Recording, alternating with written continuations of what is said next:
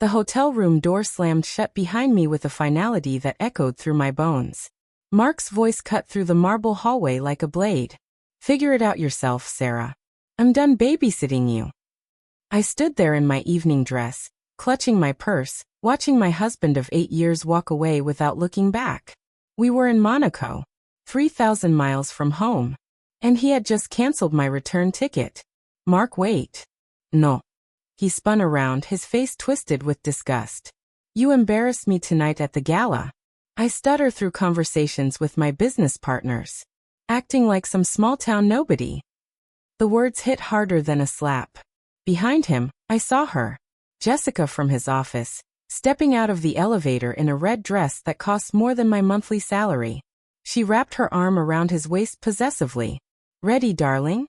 Jessica purred, not even glancing at me. "The jet leaves in an hour."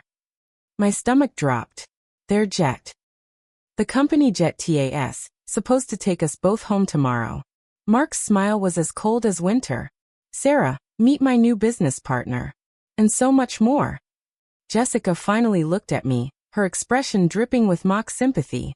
"Oh honey, didn't he tell you? We've been planning this for months. The Monaco trip was just convenient timing." The hallway spun around me. 8 years of marriage.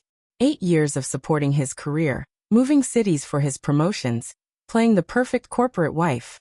"You can't just leave me here," I whispered. "Watch me." Mark pulled out his phone, typing rapidly. "There. Your credit cards are frozen too. Company cards, obviously, since you're no longer family." Jessica laughed, a sound like breaking glass. "Don't worry, sweetie. I'm sure you'll figure something out. You're so resourceful." They turned toward the elevator, Mark's hand on Jessica's lower back. I stood there, abandoned, watching the numbers light up as they descended to the lobby. My phone buzzed. A text from an unknown number. "Sarah? This is James Morrison, your father-in-law's pilot. Mr. Morrison Sr. asked me to check on you. Are you all right?" My hand shook as I typed back. "Mark left me here. Took the company jet with his girlfriend." The response was immediate. "Stay exactly where you are. Mr. Morrison is very displeased." 20 minutes later, the elevator dinged. Out stepped a man I barely recognized. Mark's father, Richard Morrison, CEO of Morrison Industries. His face was stone. "Sarah." His voice was quiet, deadly calm. "Richard, my son is an idiot." He walked past me, heading straight for Mark's room. His knuckles rapped against the door like gunshots. "Mark, open this door now." Silence. Richard pulled out his phone. "James, track the company jet. I want to know exactly where my son is heading with company property." The door cracked open. Mark's face appeared flushed and disheveled. "Dad, what are you?" "Get dressed. Both of you. Lobby. 5 minutes." Mark's confident smirk faltered. "Look, this is between Sarah and me." "No." Richard's voice could have frozen flames.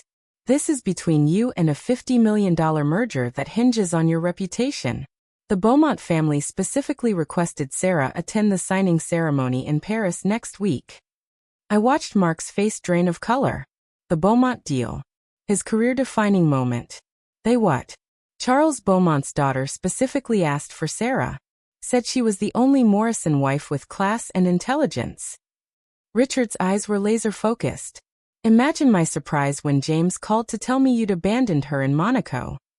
Jessica appeared behind Mark, her earlier confidence evaporating. "Mr. Morrison, I can explain." "You can explain to HR why you use company resources for personal affairs. Security is already at your apartment." The elevator ride down was suffocating.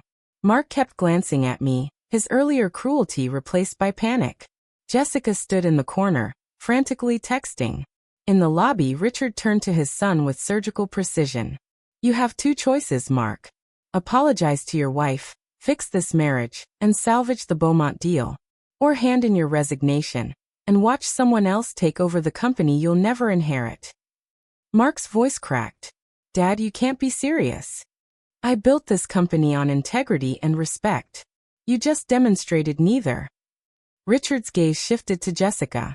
"Security will escort you to the airport. Your employment is terminated, effective immediately. Jessica's mask finally slipped. You can't do this. Mark loves me. Mark loves his trust fund, Richard said flatly, which disappears if he loses this deal. I watched my husband's face cycle through emotions, rage, desperation, calculation. Finally, he looked at me. Sarah, I made a mistake. A mistake? My voice was steady now, strengthened by Richard's presence. You called me an embarrassment. You left me stranded in a foreign country. You stole from me. I didn't steal. You took my ticket, my access to our accounts, my dignity. I stepped closer, feeling power flow through me for the first time in years. But you forgot something, Mark. His eyes narrowed. What? I smiled, thinking of the phone call I'd made an hour ago. To my college roommate. To the billionaire heiress who'd been begging me to leave Mark for years. You forgot that some of us don't need your permission to fly home. Right on cue, my phone buzzed. A text from the pilot Richard had assigned to me. Private jet ready for departure to New York. Ms. Morrison, your friend sends her regards and says the guest suite is prepared. Mark read the message over my shoulder, his face crumpling. Sarah, please. The Beaumont deal. We'll proceed without you. I turned to Richard. Charles Beaumont called me directly this morning. His daughter is hosting the signing at their Paris estate. Spouses only. Richard's smile was sharp as a blade. Excellent. Mark grabbed my arm. You can't leave me here. I pulled away, my voice crystal clear. Watch me.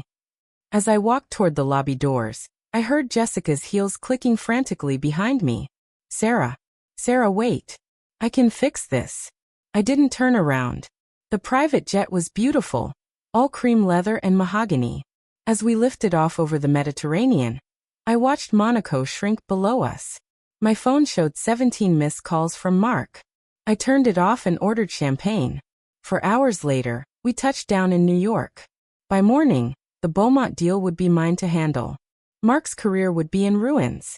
And Jessica would be explaining to her landlord why she couldn't make rent. Sometimes, the best revenge is simply letting someone destroy themselves, then flying home in style.